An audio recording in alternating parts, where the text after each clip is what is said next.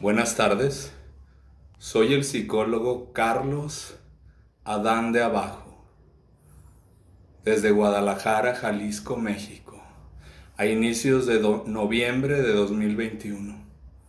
En esta ocasión quiero hablar acerca de las etapas del duelo psicológico. El duelo fue un término que trabajó Sigmund Freud para referirse a aquel estado psicológico emocional cuando las personas han tenido una pérdida, ¿verdad? De un ser querido, de una pareja, de un amante, ¿verdad? Vamos a clasificar las pérdidas y los duelos por tres tipos de situaciones, ¿no? La pérdida de un ser querido, sea familiar o sea una pareja, que puede ser física realmente su muerte o puede haber sido dado por separación, ¿verdad? Entonces nos referimos a la pérdida de seres queridos. El segundo tipo de duelo se refiere a lugares específicos, ¿verdad? Hay quien tiene duelo, vive un duelo o lo experimenta al haber terminado una etapa escolar, por ejemplo, en la preparatoria, en la universidad, por ejemplo. Los niños a veces sufren y los jóvenes este tipo de duelos al dejar una etapa escolar, por ejemplo, en la que eran felices y luego de repente pasan a una escuela mucho más grande, a la secundaria o a la prepa pública, por ejemplo, y se enfrentan a un ambiente totalmente distinto, ¿verdad? Entonces pues comienza la parte de despedirse y de añorar y extrañar, por ejemplo, la etapa anterior, ¿verdad? En el colegio o en la escuela más pequeña, ¿verdad? En secundaria o en primaria. Y el tercer tipo de duelo que podemos clasificar nosotros o que estudiamos se refiere también al duelo por circunstancias o épocas históricas de la vida, ¿verdad? No está relacionado con personas específicas ni con lugares, ¿verdad? Sino, por ejemplo, a la niñez, a la infancia. Freud hablaba incluso del duelo. Mucha gente pierde su concepto de Dios, por ejemplo, ante una crisis espiritual. Y es un duelo muy fuerte, ¿no? Como si se muriera algo dentro de mí. Bueno, a continuación lo que sigue es definir el concepto de duelo, ¿verdad? Duelo se refiere o es tomado, ¿verdad? Del concepto medieval de una lucha entre dos contrincantes, pero en el caso del duelo psicológico es una lucha contra mí mismo, ¿verdad? Con quien me estoy peleando después de una pérdida.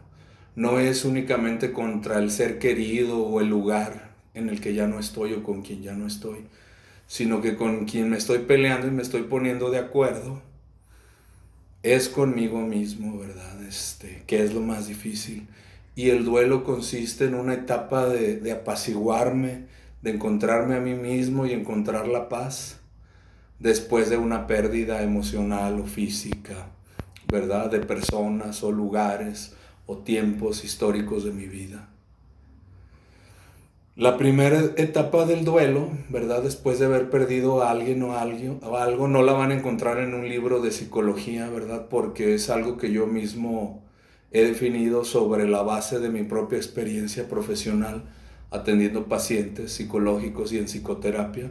Yo la defino como una etapa de shock, ¿verdad? Para mí, en mi experiencia, esta es la primera etapa, ¿verdad? Un shock, si lo traducimos del inglés, el término es como sacudida, ¿verdad? Como si hubiera recibido un impacto eléctrico o energético muy grande.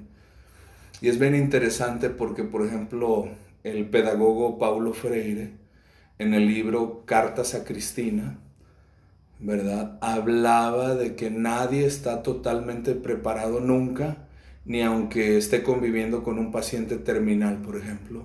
Nadie estamos preparados para la muerte de un ser querido, ¿no?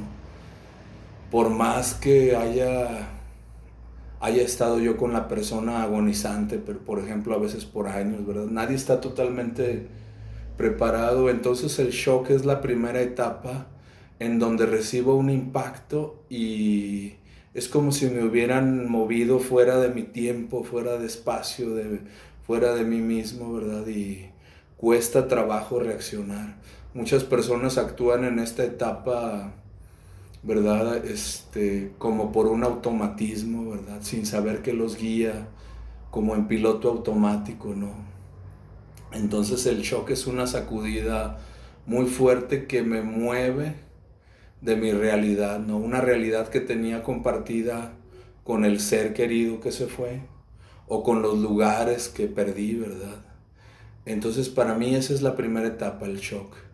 Luego vamos a retomar el término de negación que trabajaba Sigmund Freud en su libro Duelo y Melancolía, ¿verdad?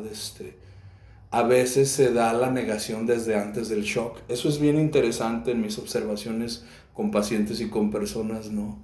En ocasiones se alternan y nunca, desde mi punto de vista, se dan como en una secuencia, aunque a veces sí, las etapas del duelo, ¿verdad? Entonces la negación es la siguiente fase del duelo, en donde nos cuesta mucho aceptar la pérdida del lugar, ¿verdad? O de la persona. A veces es común que incluso a veces uno, cuando se ha perdido un ser querido o ha habido una separación drástica, que uno incluso crea ver a la persona fallecida o desaparecida o alejada, distanciada. Uno cree verlo, las personas creen verlo en la calle, por ejemplo, ¿no? Y llego a pensar que no ha fallecido, ¿verdad? Que anda por ahí todavía en el mundo. Por ejemplo, ¿verdad? O en el caso de una pareja que se fue o de quien me distancié, sigo esperando a que me llame todavía cuando tal vez ya no, ¿verdad? O por ejemplo, si ya salí del colegio, a mí me pasaba cuando terminé la preparatoria, volvía al colegio a visitar a algunos amigos en el recreo, ¿verdad? O después en la universidad me pasó que volvía a visitar a la biblioteca, a saludar a algunos maestros. Y esto se fue haciendo cada vez más lejano en la medida que la negación se disipaba y que uno acepta la pérdida, ¿verdad? Negación es la dificultad de aceptar la pérdida o el fin de una etapa o de una relación por diferentes causas, como hemos visto. En un tercer momento viene lo que vamos a llamar negociación, que no es más que ponerme de acuerdo conmigo mismo para empezar a aceptar las cosas, ¿verdad? Entonces poco a poco empiezo a ceder. La aceptación se va dando en partes, ¿verdad? A veces racionalizando, es decir, pensando mucho, reflexionando, haciéndome teorías acerca de cómo vivir mejor y sobrellevar la pérdida. Entonces empiezo a negociar, pero conmigo mismo, ¿verdad? ¿Qué es negociar? Es ponerme de acuerdo y a pedacitos, a retazos, voy aceptando paulatinamente la pérdida. Y viene por último la aceptación, ¿verdad? Que es bien interesante, sobre todo los psicólogos humanistas dicen, y los gestaltistas de una manera bastante positiva, ¿verdad? Aceptar es reencontrarme con la persona, pero en otro plano, en otra dimensión, ¿verdad? Entonces terminé de soltar.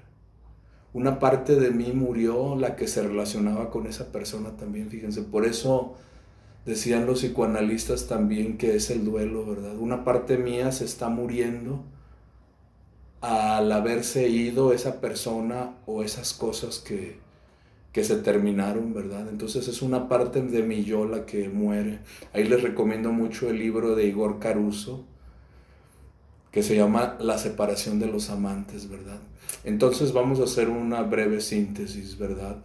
El duelo consiste en el proceso de ponerme de acuerdo conmigo mismo para llegar a la aceptación por la pérdida de una persona, un ser querido, pero también de un lugar o de un objeto, ¿verdad? Alguien puede caer en un duelo muy fuerte por la pérdida de su empleo, un empleo muy valorado y quizás perdido, sobre todo en estos tiempos de manera injusta, ¿no? Pero también es el duelo por el término de épocas históricas o de ciclos de mi vida que se terminaron y que por consiguiente tengo que llegar a otros nuevos. Desde mi punto de vista, la primera etapa del duelo es el shock, que es como una sacudida y uno reacciona de manera automática en este primer momento tras la pérdida de ese alguien o de ese algo. En segundo lugar o en segunda instancia tenemos la negación, que es la dificultad para asumir esa pérdida. Puede ser larga. A veces los psicólogos del desarrollo dicen que es un año de duelo, pero mi experiencia personal y profesional atendiendo personas, pacientes, puede durar hasta 3, 4, para mí incluso 5 años a veces, que he observado personas quienes están procesando una pérdida muy fuerte, ¿verdad? Y pues uno no debe juzgar en lo absoluto qué tanto es poco o qué tanto es mucho al vivir una separación emocional, ¿verdad? Luego viene la negociación, que es sobre todo ponerme de acuerdo conmigo mismo para saber qué voy a ir cediendo de mis recuerdos, de mis afectos con respecto a lo perdido. Y por último viene la aceptación, que es un ciclo de espiral, de encontrarme con aquello o aquellos a quienes amo y se fueron, pero en otro plano, ¿no? Sabiendo que estoy bien y que están bien a pesar de todo. Soy el psicólogo Carlos Adán de Abajo, desde Guadalajara, Jalisco, México.